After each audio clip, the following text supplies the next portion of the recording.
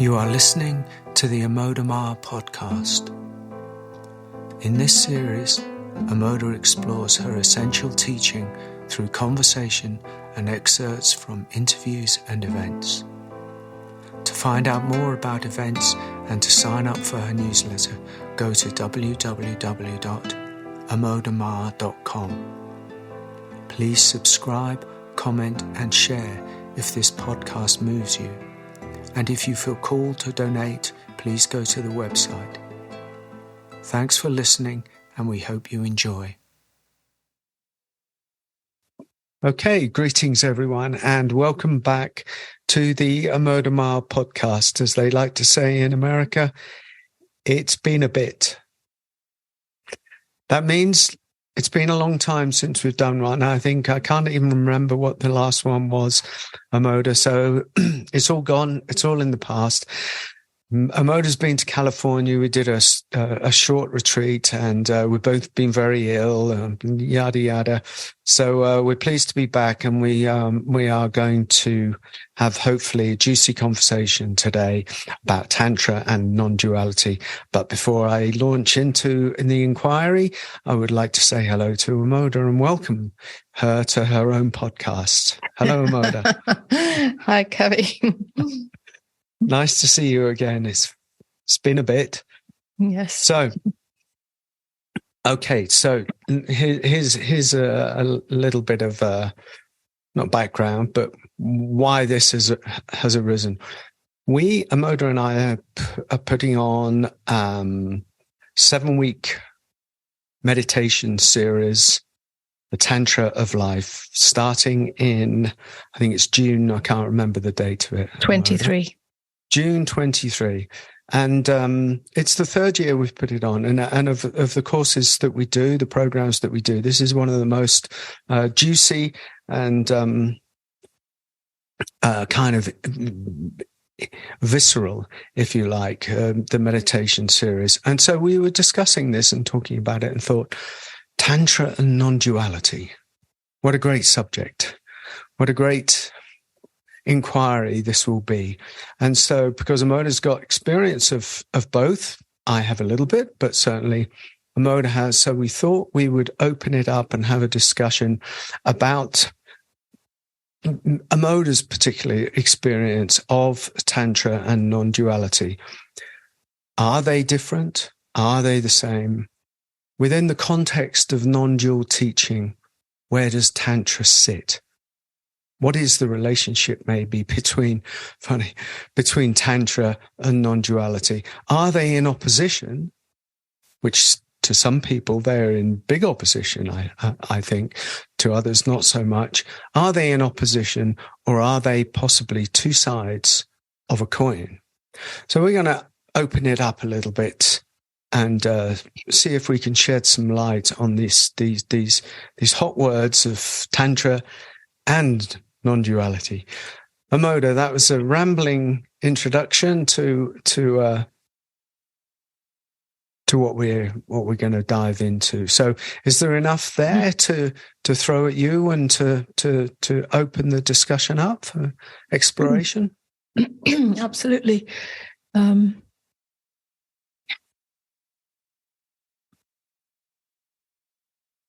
We can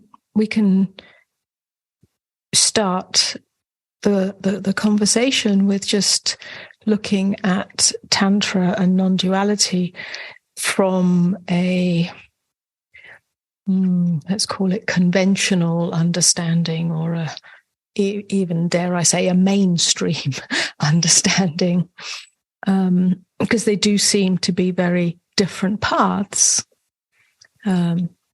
When one says the tantric path, perhaps immediately it conjures up images and ideas and understandings and concepts about Tantra, usually as a sexual practice.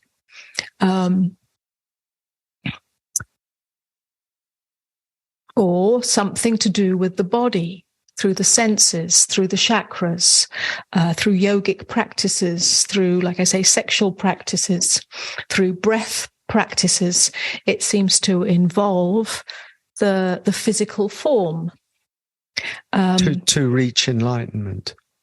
Yes, to reach enlightenment, to, all of this higher consciousness, essentially to go beyond duality. But that's not the first thing that comes to mind, if you like, when one says Tantra. And then you, right? So then... Well, everything gets dumbed down eventually, doesn't it? Let's face it. Oh, yes. I put the word Tantra on one of our Facebook posts to circulate as an ad for promoting the Tantra course, and it got rejected by Facebook. That it was violating. Yeah. So even that already has built into it that it's something to do with sex. So I had to change the language. So that's how ridiculous it can get. But let's for most people, even on a spiritual path, Tantra implies something to do with the physical form, with the senses, even with relationship, and so on and so on. And then, what comes to mind with non-duality, again, on a sort of more mainstream, generalized understanding, non-duality is about recognizing or understanding that there's nobody here, the world is an illusion, I am not the body, only consciousness is real. And so it seems as if they are in opposition, or two very different paths. The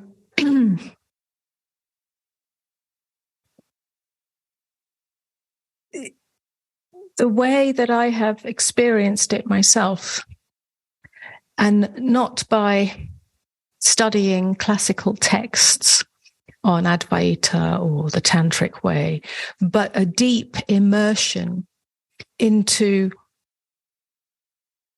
both the tantric way, but also the non-dual way. For me, really, that they weren't actually split into two in that sense, but I've come to see it and understand it from both sides of the coin, that actually they're not opposites. They're not really. They have slightly different approaches, but to me, in my direct experience and my understanding, the true essence of both ends up in exactly the same place. And that's why we're offering the tantric way of life, or the way of Tantra, the Tantra of life, as part of our teaching programs. So let's explore what that means. Why are they the same, end up in the same? Yeah, so they have different gateways or pathways, if you like, if we need to use those terms, as we said at the beginning, two sides of a coin that is, for want of a better term, enlightenment, freedom, freedom from attachment, freedom from, or just freedom. So, yes. Well, they both essentially are about going beyond duality, yes. Going beyond the divided state, going beyond I'm here as an individuation, as a finite entity, and then there is everything outside of me. It's going beyond that. It's going actually beyond consciousness or formlessness, the formless, being separate from form. And that's where the misunderstanding is. Yeah. It's as if Tantra points to form as the gateway to the formless. Yes, indeed. But it has a sticking point. And that sticking point is an attachment unconsciously to the form, the practice that uses the form to get to the formless being enlightenment or higher consciousness or expanded state of oneness and all of this. So then there is a almost addiction to the practice that uses form, which is with the body, usually through sex. But not necessarily. Not necessarily. Yeah. Although very often, but not necessarily. Because it's working with the chakras and it's working with the senses and it's working with a sense of separation. Yeah, we can actually explore that. Polarities. Let's explore that a little bit later. Okay. Yeah, but yes. Yeah. So there can be an attachment to that practice of the form as the gateway to the formless. Yeah. And then with a more non-dual approach, there can be an avoidance of form or a denial of form. That's because right. we're actually going directly to the realization of the formless consciousness, space, open awareness as the source, or the constant that is always here, even when form comes and goes. And those can be two sticking points. Now, my personal understanding through my personal experience of awakening, through the many practices that I've been immersed in, and through the teaching that's come from that, is that going beyond duality is the collapse of me and everything out there. It's the collapse of consciousness and form being separate, or formless and form being separate. It's the understanding and the realization, the energetic, visceral, known, experiential, understanding that all form arises within the formless as an expression of the formless. So they're not separate. So to say there's nobody here or the world is an illusion is in some ways misleading. It's not the whole story, and sets up this kind of denial of the world of form. The thing with Tantra, or the tantric way, it's not so much about tantric practices. Yes. I'm really not interested in those as such, because that's where the stickiness is. But actually, the tantric way of life, the tantra of life, is really an energetic opening and intimacy with all things. When that intimacy with all things is a lived experience, then really there's no me and other, or me and things, or me and life, or me and God even, or even me and consciousness. They all collapse into one. So it's the end of separation. And then it's as if the source of all things, the ground of all things, which is consciousness, space, open awareness, the light of beingness, the I amness, or even prior to that, just this, the isness, permeates all things. Permeates all things. And all things are impermanent, but this source is permanent. But they're not separate.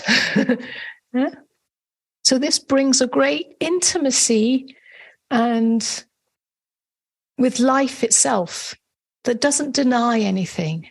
Neither does it derive its identity from those things. So that is non-dual. That's the non-dual realization.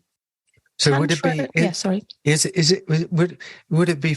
I like things to be wrapped up quite a lot in nice chunk-sized sentences. And is it fair to say, on a certain level, that the Tantra of life, as you're talking about it, not the tantric practices, but the Tantra of life in the way that you described, is the living expression, the living of non-dual realization? That's a very beautiful way to say it. And actually it is. Yes. Isn't it? Yeah. And actually that was my doorway to awakening. Yeah. It wasn't through the non-dual understanding, but it was through I didn't even know it was tantric at the time, but it was for the full immersion, it's almost like a die. It's so intimate. It's as if you die into everything. Yeah. And in that, there is this non-dual realization. You wake up out of separation. You wake up out of the dream. You wake up out of the identity with everything or some things or whatever appears. It's a merging. It is a merging. Yes. It's like a merging into the totality. It's a merging into godness that actually releases the attachment to things. Yeah.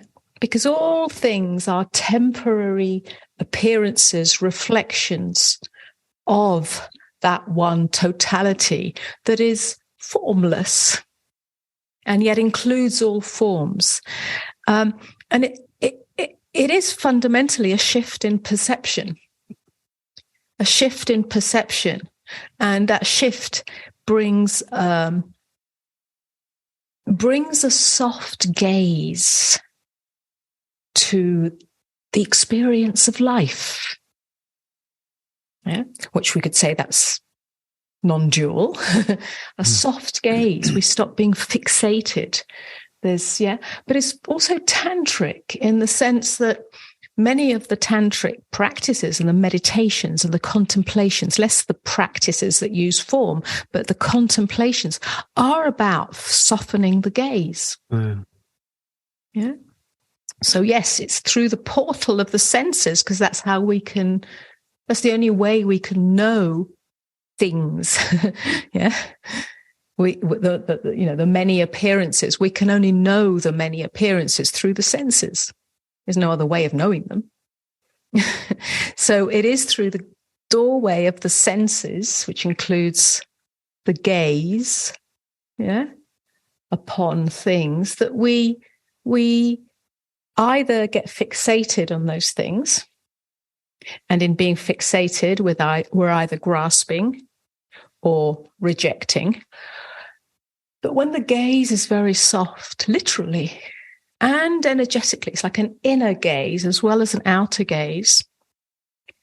It's as if that very narrow, myopic fixation comes undone. And we see through the unbounded infinity of the heart, the one heart, the heart of all things. Oh, that's non-dual as well. It's the end of duality. It is. Can I ask it then about non-duality? Because now you've pointed to the heart. Now you've pointed to the sensing experience of this three-dimensional world, which, as you pointed out earlier, is kind of can be denied to a certain extent in the non-dual, modern, contemporary, whatever, seeker who can almost deny the visceralness, or not just, in a way, hope or assume that the understanding is enough. It's not. Historically, it never really has been enough. But in order to do what you said, softening the gaze opening the senses, if you like, and then undefending the heart. These things bring up intimacy for people, and intimacy is notoriously troublesome to the self, because it brings up vulnerability, it brings up fear, it brings up all of the kind of potentially cathartic, areas of life. Is that necessary?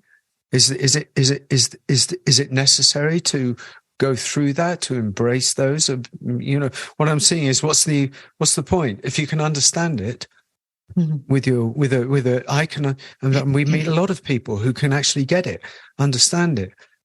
But is it coming through? Is it being lived? Is it being lived in? No, it all has to be included. Yes. The non-dual understanding, because it can be pointed to, awareness, consciousness, the ground of being. We can point to it. It can be seen. It can be recognized in all circumstances or in meditations and so on. But unless it includes everything that appears in that, which it's going to, repressed emotions or suppressed emotions, what hasn't been met. That's the living the truth of non-duality. There's the non-dual understanding, if you like, or recognition, but then that recognition has to filter into the whole being. And that becomes tantric. So an understanding of what Tantra is, which is essentially welcoming everything into the spaciousness of being. When I say heart, that's really what I mean. Heart is the doorway to the spaciousness of being. But rather than going straight to the spaciousness of being and pointing to that, which is a very sort of non-dual approach, it's to include everything within that. So emptiness and fullness are one. And that requires or invites this soft gaze. When I say soft gaze, I don't mean just through the eyes, but through the whole being, through the whole self on all levels. A softness, a welcomingness.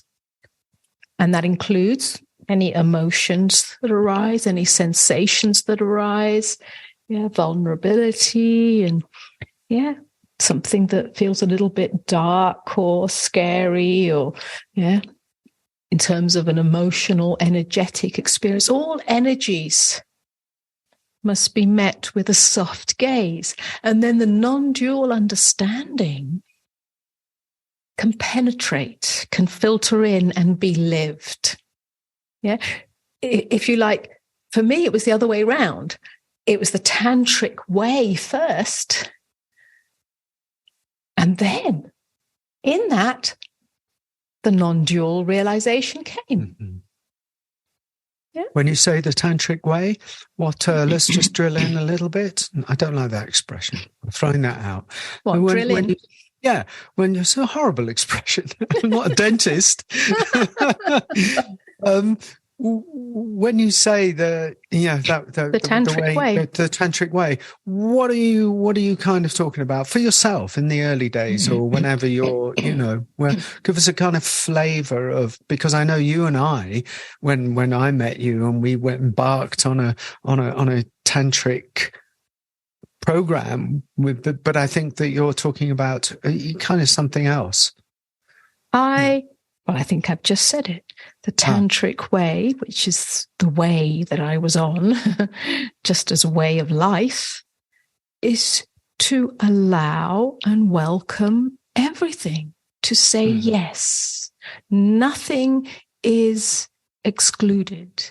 No emotion, no, any inner landscape one might experience. It could be melancholy. That was a very frequent one for me.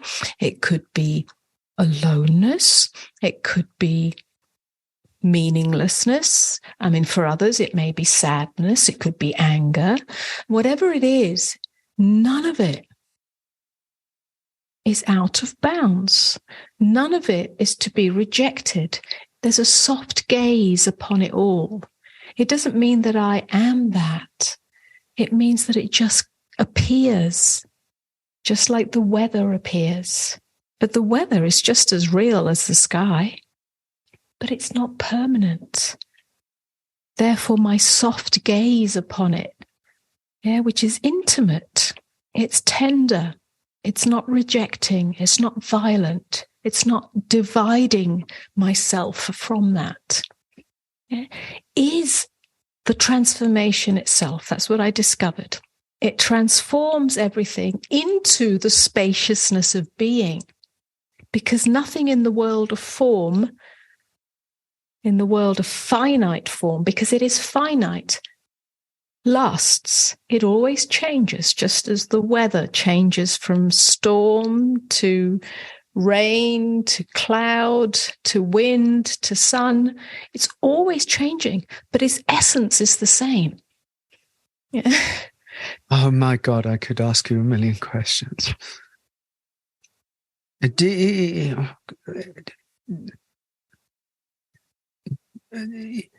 you, the path of surrender? That's what it is, yes. So for you as a woman, I know I don't want to get into this business too much, but as a woman, you're talking about the path of surrender that arrived in your life first. And then the path of surrender, in which you've just so eloquently spoken to and about, then led you to the realization and a particular experience that of what now is described as the non-dual realization. Is that significant? Because now your teaching is this is your teaching we're talking about, essentially, right, isn't it? The path of surrender and the realization of the non-dual truth. But if you had come, let's say, to the non-dual realization without having all of that tantric, the path of surrender, then what? I wonder. I know it's hypothetical, but is it significant that this has happened to you? Yeah, for the quality for the depth, for the holisticness of your teaching. Most likely, I can't absolutely say, but as you speak, and a sort of little sense of what it would have been like if I had been somehow on my path, been pointing, not myself, but being pointed to either through what I was reading or through other teachers or whatever, to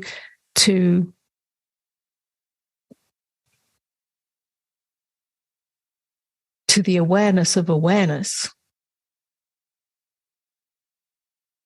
solely as that, then what comes is a sense of being disembodied. Yes. Now, I'd say that's because you're a woman. Oh, possibly, yes. Yes, possibly, yes, absolutely. There is that. But I mean, I was steeped in meditation. Mm-hmm. Yes. So, yes. And that meditation was Zen. Yeah. And in that Zen, there is only awareness, the realization of awareness, being aware, and all experiences within that, thoughts, feelings, emotions, would be swinging within that. So that, but in that Zen, there's no movement and only the awareness of the movement. So that is non-dual as well. So it was both. You see, Tantra is intimacy and awareness. It's not just intimacy. It's not just losing yourself in things, in experiences, in emotions, or in relationship. It's not just that. It's that with awareness. Awareness is the still point within that. Awareness is the one that does not move. Awareness perhaps is Shiva. And Devi is asking him, how can I realize that? How can I realize that? And he offers her, through these tantric meditations, doorways in the everyday life, through the breath, through the movement, through the mundane, through the profane, doorways to this realization. So it is non-dual. It is awareness. And my experience, and I'm not a great student of classical texts or scriptures, that's not where I've come from, but my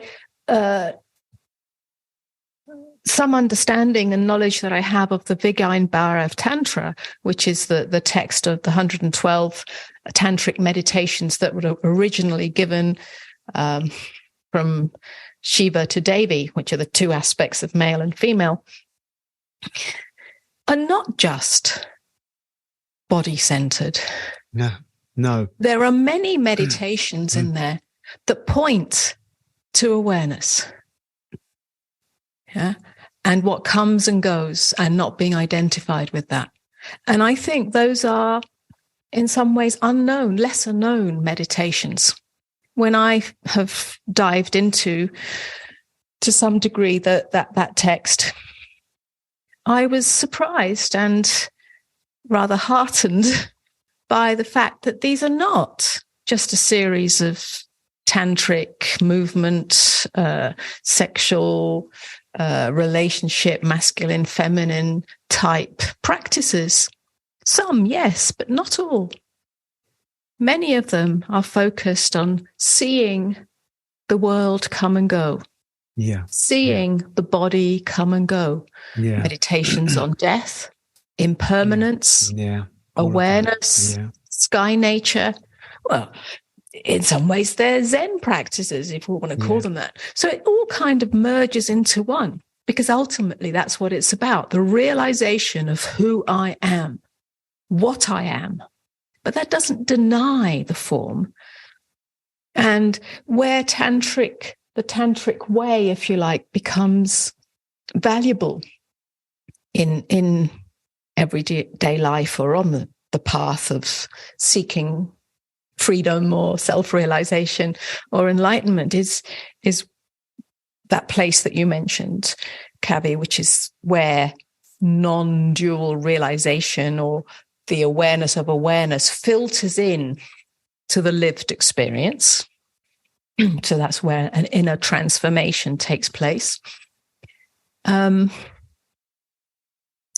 especially in the context of how to be with difficult emotions, because that's the challenge for many people on a spiritual path, or not on a spiritual path, is how to be with difficult emotions, because there is so much suppression and rejection and denial and bypassing and fixing and all of that goes on in ordinary life and on the spiritual path. It's the same. Yes. So the tantric way, the tantric approach, and understanding that energetically, viscerally, as a lived experience is valuable in that, because that's the only way that which appears to be so unwelcome, that which appears to be a threat, that which has been suppressed but now wants to appear because everything wants to come home. That's the only way that can be transformed into the light of beingness.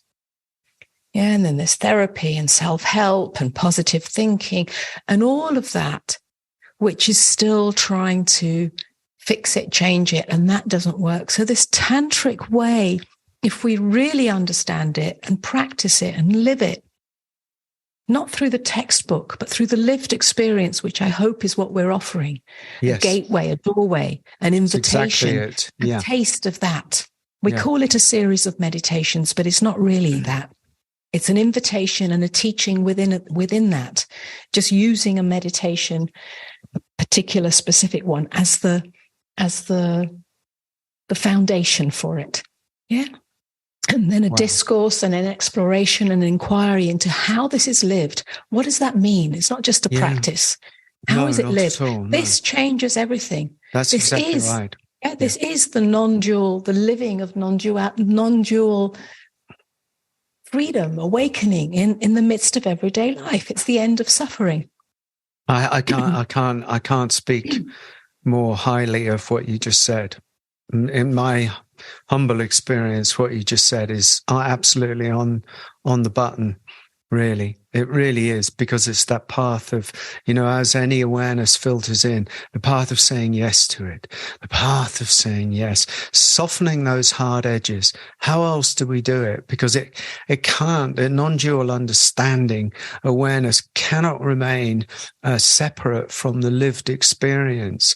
It just can't, because it doesn't do any service. It just retains itself as an understanding, and then it gets met and challenged by the everyday life. And so it has to be met consciously, softly.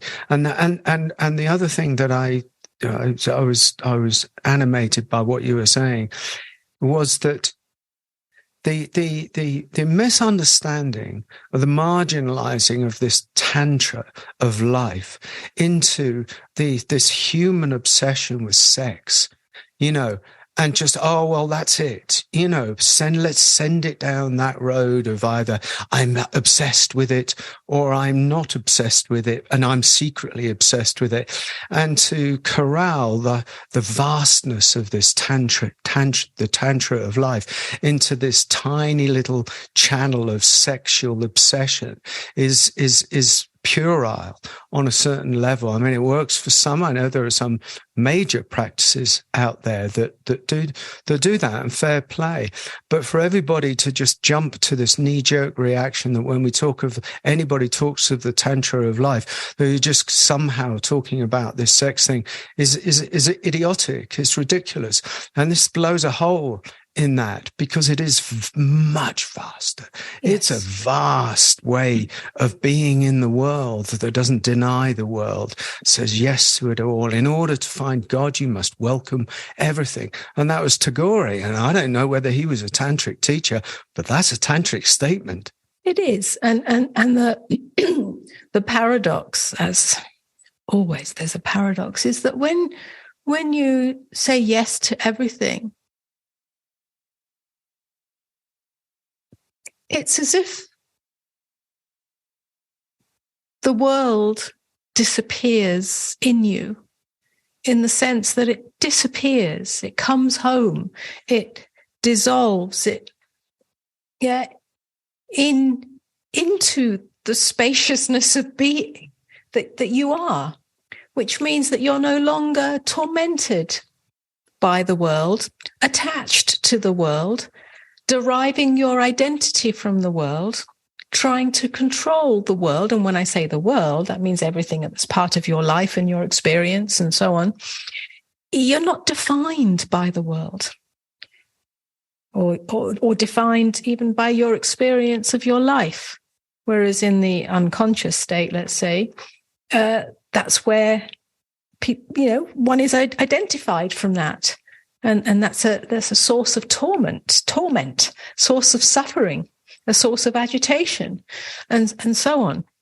But it all just dissolves into that which you are essentially, which is the sky, which is the open awareness. That's where it becomes non-dual.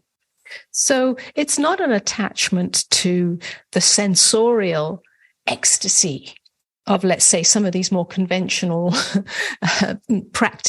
tantric practices, where there is often a sort of, well, let's say, an attachment to, or an addiction to, or a reliance on that ecstatic expansion. Ah, yes, ecstatic. Which whether that's dance or whether that's breath work or whether that's tantric sex practices, yes, beautiful. And it can give us a sense of something beyond this boundary. But it doesn't end there. It begins there. And when it begins there and goes through that, you go beyond duality, and actually that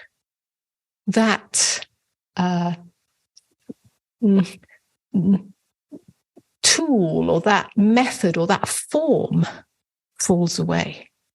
You don't need to dance to feel ecstatic. You don't need to have a tantric sexual interaction, breathwork, meditation in order to feel expanded into the oneness Yeah. You don't need any of that because you are that. Yeah. And it stops being ecstatic. It becomes ordinary. But that ordinariness is the living of the non-dual freedom. Yeah. You're not defined by any of that. It is a, I mean, dare I say, a treacherous, both paths, all paths are treacherous. I think we could establish that. Yeah, because of the tendency on the path that you're talking about to become hooked on the on the boat that gets you to the shore, and a little less interested in just hanging out on the shore because there might not be anything there or something. So you get attached to that, and as you said at the beginning, you know, there's a tendency, or there can be, of dissociation in the non-dual realization when it doesn't enter, you know, in this kind of way. So yes, what you just said is absolutely right. Is this, if I were to say to you, to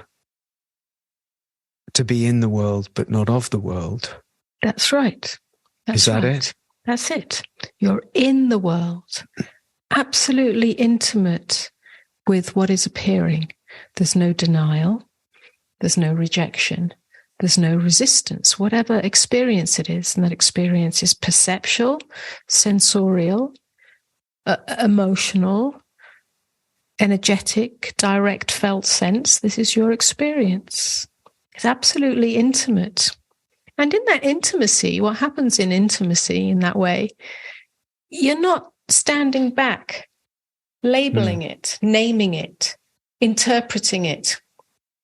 It's so intimate that it's just this. Yeah, we can't put a name to it unless we need to functionally. Oh, that's a cup. I'm going to pick it up. But, you know, it's just all right here. But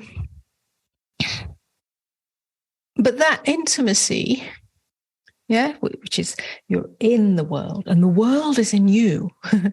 Yeah, but you're not of it. You're not. Your sense of identity, who you are, what you are, is not derived from that. Yeah.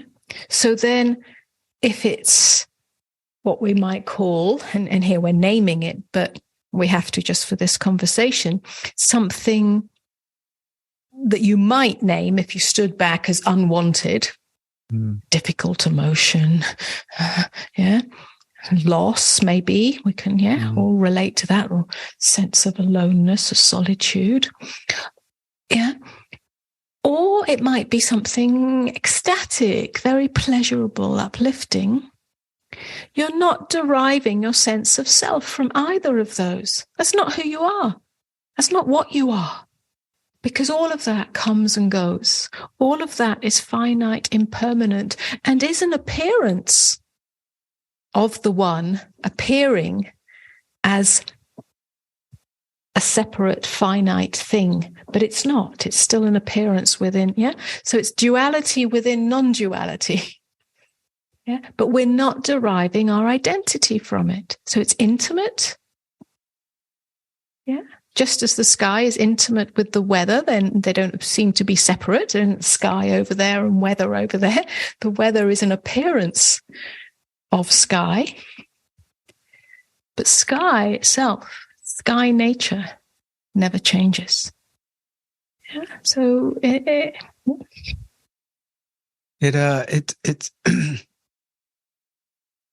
I can see why it's almost easier to try and escape the world through the detachment of non-dual realization or understanding, whichever one, because actually the world and its vicissitudes and its emotions and its triggers and its hotspots is treacherous.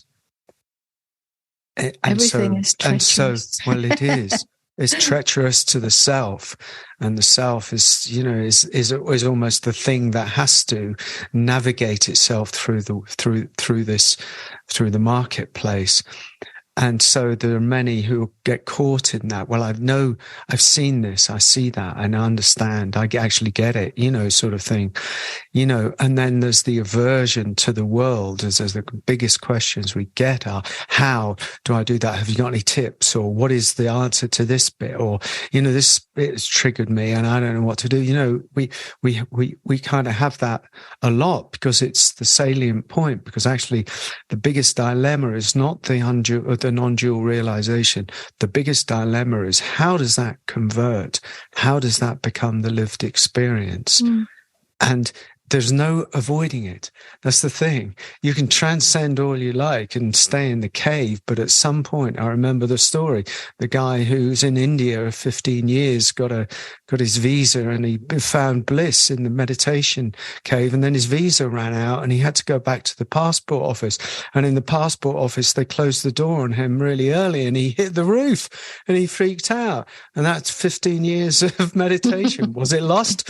I don't know. It was a tantric experience of going into the world. How does this become a kind of lived experience? And so that's what I see. That's what I'm affirming is the value of paying attention to this, of living this. And it can be called the tantric, the tantric way. It can be called the tantric way because it gives it a flavor, that way of softening into life and allowing life to soften into us, so that this whole idea of the rigid separate self kind of starts to melt. Really. I think if one actually really looks into non-dual teachings, especially as they're offered in the contemporary world. I'm not talking so much about Advaita, perhaps. The classical Advaita.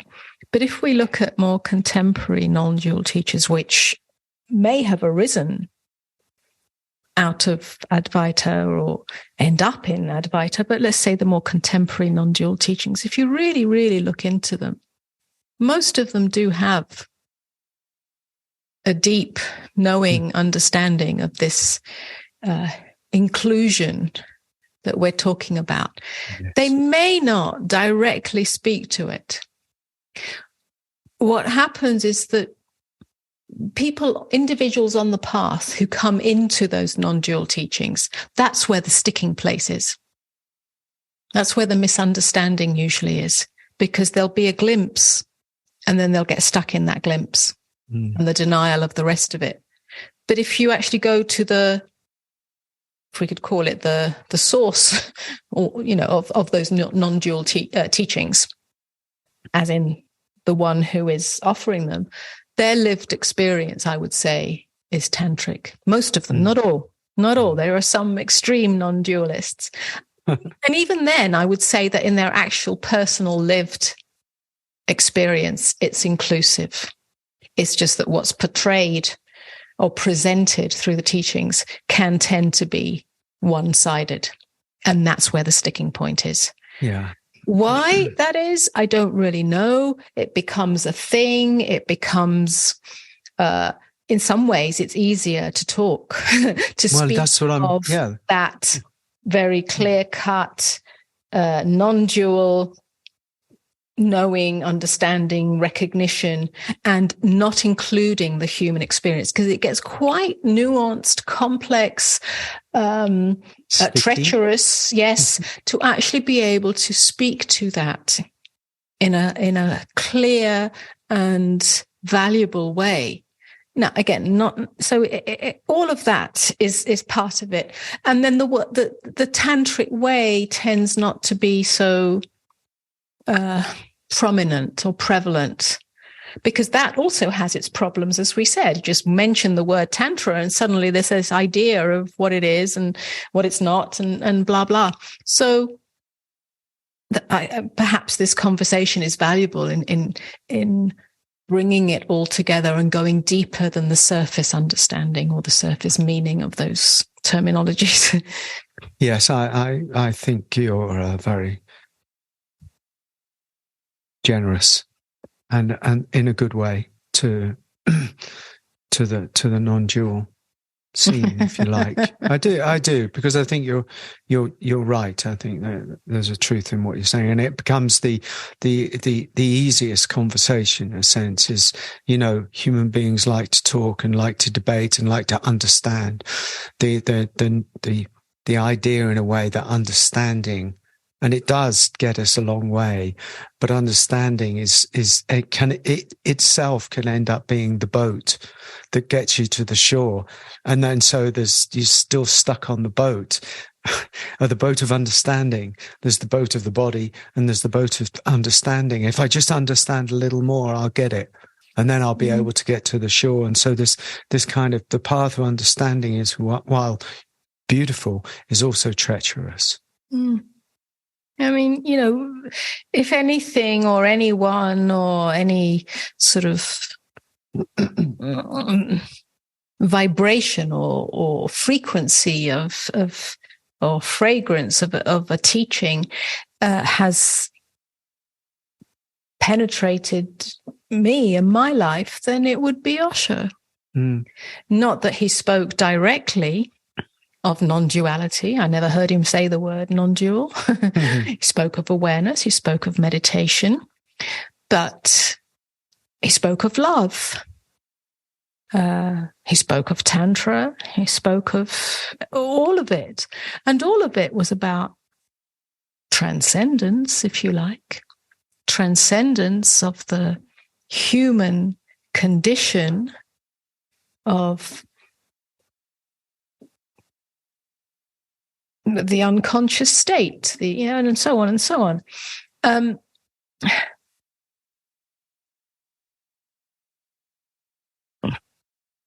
But the whole essence of it, even though it didn't use conventional spiritual language, was transcendence through allowing everything. Yeah? Allowing everything. Emotions, energies, experiences. So it's the merging of love, not the love of another, but simply love. The unconditional acceptance of what is, but with awareness, with stillness. So that brings a non-attachment to appearances, to things, to others, to ideas, to concepts, to the self. But he didn't speak in non-dual terms as such. And yet that merging of what I know or understand to be the tantric way, the yes to life, the yes to what is. Nothing is in some ways higher or lower. And this pristine awareness that doesn't move. The world comes and goes within that. That kind of, it's not an understanding, but that energetic, I don't know what to call it, fragrance, frequency, which I was immersed in for quite some time. I think that's what did it, really. Yeah. Yeah. Well, certainly my limited experience of the active meditations of Osho's, the dynamic, the Kundalini, and the more peripheral ones that had some catharsis in them, that had wildness in them, that had freedom, that had, emptying, shaking up and emptying. And I was a novice in those days, in many ways, not with Osho, but, later. And my experience of that was extraordinary, the active meditations, because they're tantric. They're tantric in the sense of, the body, using the body, but always ending up in the utter silence of this meditation, which I have to say, he was some kind of genius who knew that at least the Western psyche needed to be shaken up, needed to cathart, needed an environment where it could scream and wail or whatever it was, or dance or fling oneself about, but then held in the bowl, because then... And there would be this silence, and it was the most effortless, exquisite meditation of union, of awareness and knowing of union that any meditation ever got me to, and it was just effortless. It was just there. It was there. I hadn't been there.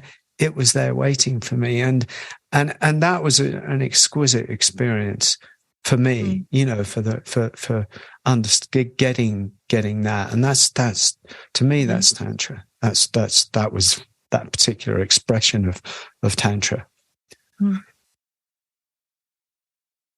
I think we could also say that the tantric way, or the Tantra of life, is the end of resistance to what is. Yeah. Tantra is about, either through softening the gaze or, movement, chaotic movement, letting go, or whatever it might be, or is about dissolving the boundary between the defended me, which can either be a physical defended me, an emotional defended me, a psychological, mental defended me, and what appears in my experience. It's ending that boundary. So it's the end of resistance. Yeah. So these practices, some of them, are designed to dissolve that boundary somewhat energetically. But then it doesn't stop there. Then we live as that. Yeah, we bring that into everything. And that is the path of surrender. Yes. Surrender to what is. It's the surrender of the mind, the grasping mind or the grasping self that says, no, this can't be happening. It shouldn't be happening. It mustn't be happening. Well, it is. It is. Yeah, so this softens the whole gaze on all levels, the way of being. Excellent. That's very beautiful. I would also say that, in relational terms, to bring it back to the everyday, I believe that you and I have a extraordinary non-dual tantric relationship. That's my best way of kind of describing what happens with you and I, because there's obviously, it's steeped in a surrender. It's steeped in non-resistance, but it also is, is for me anyway, for the I don't know, a lived non-dual awareness. I mean, here we are, we love each other with in an unlimited kind of way, knowing that each form is destined to dissolve, and that we have to meet that, we have to face that, and we do face that with a loving tear in the eye, knowing that we're temporary, that this moment is temporary, that this podcast is temporary, that this relationship has its a fragrance in eternity, but as the two beings that we are, it's already toast in that sense. And if that's not a tantric way, then I don't really know what is. Yes, it's not the tantra of ecstasy or needing to practice anything in order to feel a union with each other. It's the end. That's why it's non-dual. It's the end of needing to do something in order to feel oneness or union. Oneness, there is no union, because it's already one. It's already one prior to the two forms appearing. And when the two forms stop appearing, it's already that.